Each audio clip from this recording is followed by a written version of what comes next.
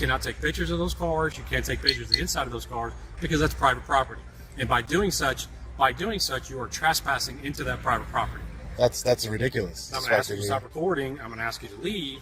And if you refuse to do that, then we'll take it up from the stuff from here. But what you're trying to do is violate my constitutional rights, and I'm not going to let that happen here today. Hey, what's up, guys? Long Island Audit here, back again with another installment of Throwback Thursday. In this episode, a sergeant and lieutenant from the South Haven Police Department in Mississippi absolutely embarrassed their department. Hit that like button and share this video to expose them to the world, because sadly we all know that's the only accountability they'll ever get. Let's get into it. Hold on, man. Hey, how are you? Good. Lieutenant Coke, South Haven Police Department. Can we help you with? No. No? Your name is Sergeant? I'm Lieutenant Coke with the South Haven Police Department. And your name, Sergeant? Jen. Thank you.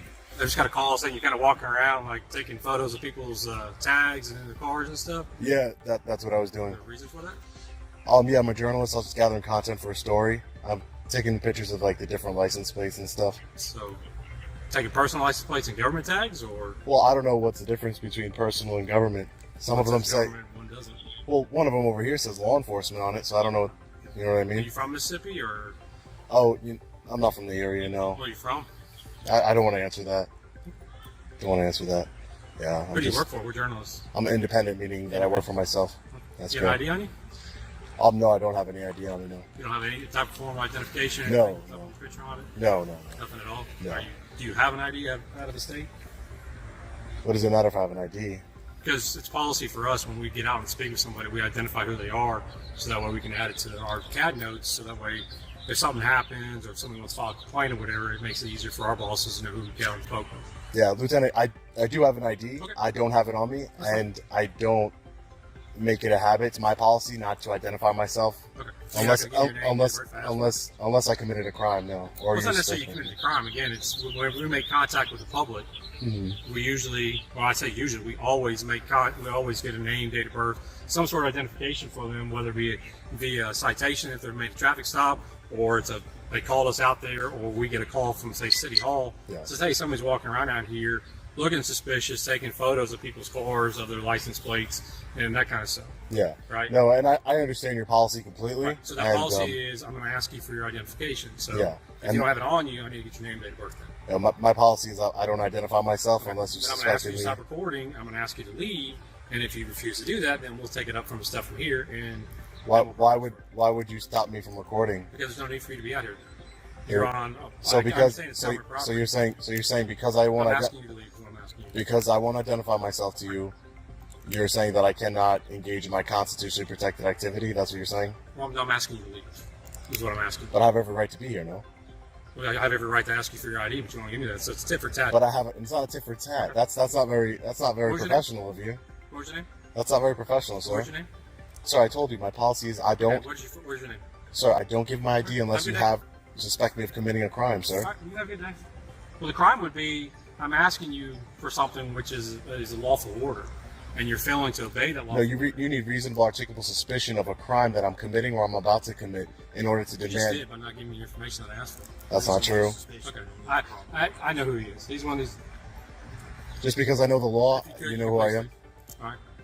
Well, please. One thing, if you want to look at the cars that are identifiably marked as police department. So this camera over here says law enforcement. Is that? That's actually a personal tag. So why does it say? Why would they do that?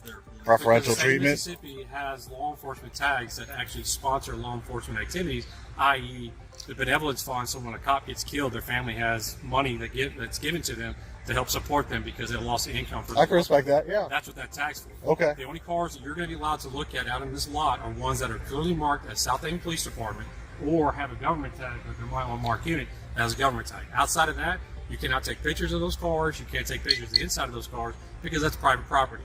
And by doing such, you are trespassing into that private property.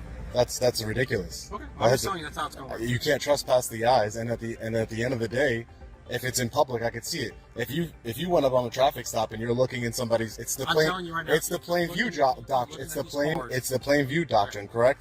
If you could see it, are you trespassing into? Suspicion to be out here are you when you're on a traffic stop, Lieutenant? Please, I'll let you talk. Can you let me talk? When you're at a traffic stop and you're looking in somebody's car with your flashlight, Do you have any reasonable suspicion or anything? No, because it's called the plain view doctrine. Anything you can see from public, that's it. And if you see a drugs or a gun or a firearm from plain view, what's the difference in you and me? Nothing really. Is it not? Because I have this on here. Yeah. And it's also a safety you have a badge for me when I'm looking at that car, whether or not somebody's hiding in the back seat with a gun or an RPG or something to do something to me. Yeah, you, on the other hand, have openly admitted you are a journalist out there getting B footage for something, but you're also doing that not on government property, not on government vehicles, but on personal vehicles. But they're in public. They're in public. But we have reasonable suspicion. So you're going to go to Walmart and do the same thing? Are you going to Walmart and do the same thing? Well, Walmart would be private property, so this is public property, sir. That's the difference.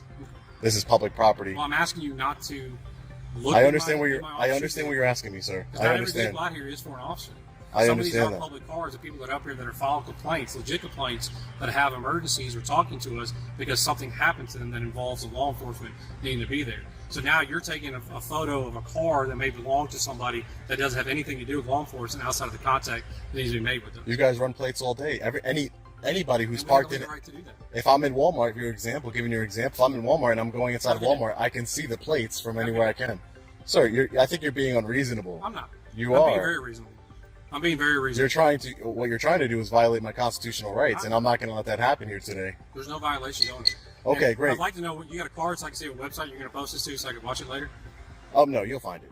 I guarantee you. You'll be very much aware of where it's being posted to. Okay. Right. You guys can have a great day now. Thanks. Thank you. You took an oath to uphold the Constitution. You should take that seriously. I'm one of those guys. One of those guys who knows the law. Do you see how they try and make it seem? How they try and make it seem that they can demand ID whenever they want. And to somebody who doesn't know their rights, and this is exactly why I make these kinds of videos, for somebody who doesn't know their rights, they would have, honestly, been intimidated by the lieutenant and the sergeant here, and they would have handed over their identification because it's a lawful order. Wrong. It's not a lawful order.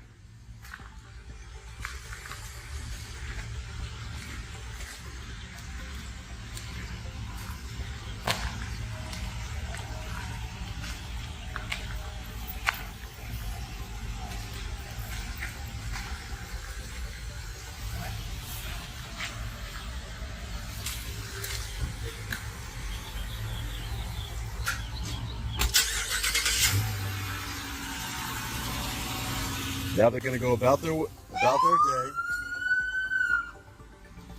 This is public property. He's not going to stop me from walking around public property and taking pictures of vehicles like they do it all the time.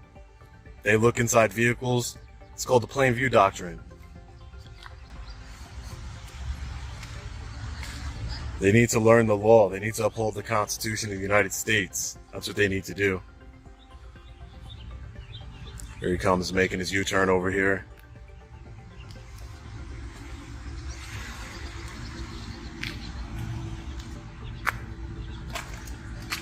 Yeah, you have a nice day. All right, fellow patriots, the reason I highlighted this particular video and included it in this week's Throwback Thursday is to show the pure ignorance of law enforcement in our country.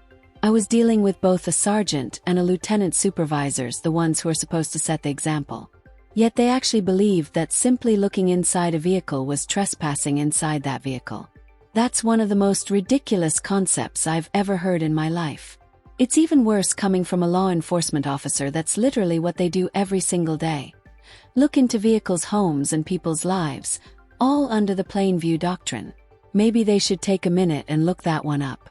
We can all agree that we want law enforcement officers in this country to have high standards, at least I hope we can. I'm not saying they need to be expert attorneys, but they should at least know what reasonable suspicion is, what the plain view doctrine means, and of course understand all of our constitutional rights. But sadly, that's not the case. These supervisors were an embarrassment to their department, plain and simple. And for those out there who like to criticize what I do, I don't see how exposing uneducated, power-hungry law enforcement officers to the world is a bad thing.